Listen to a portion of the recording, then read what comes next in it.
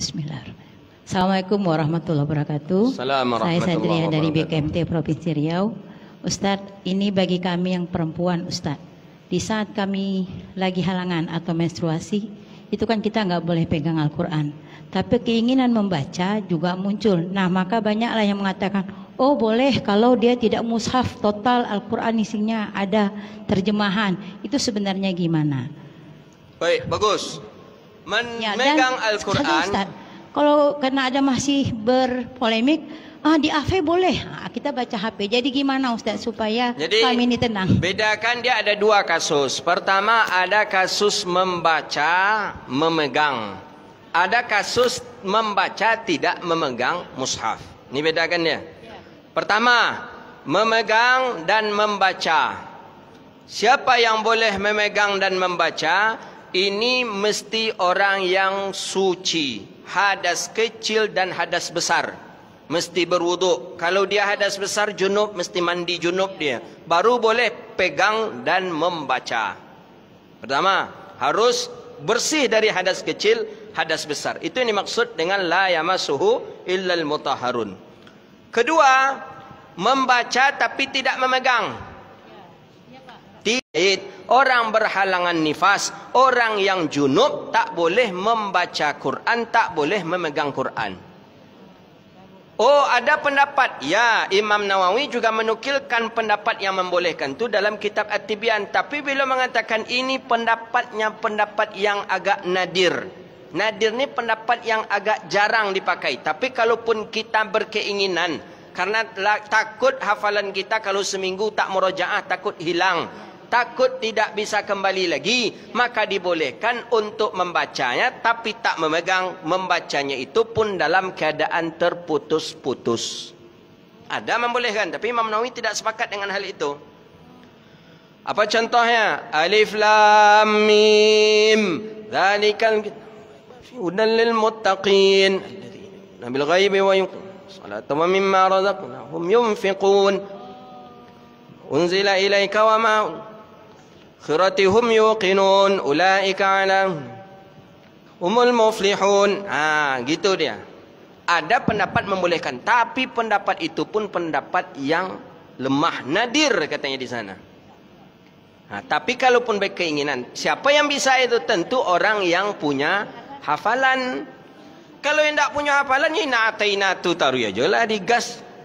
Inna ataina lamarasaina lazab inatina jole gitu. Ina jole kan lazab laina tu laina jole laina jole.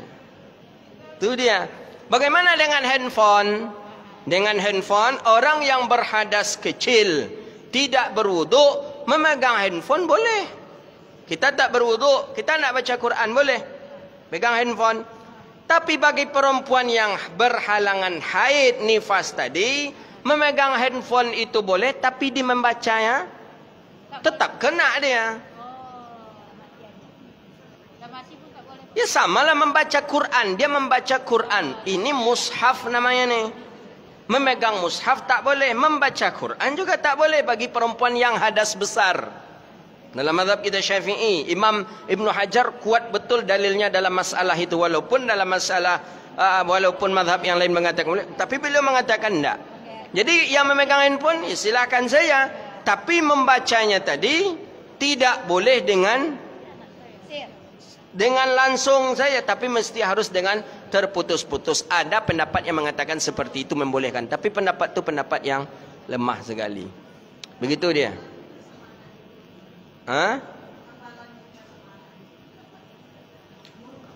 Guru menerima setoran murid. Ya, kita kan mendengar kita. Macam mana?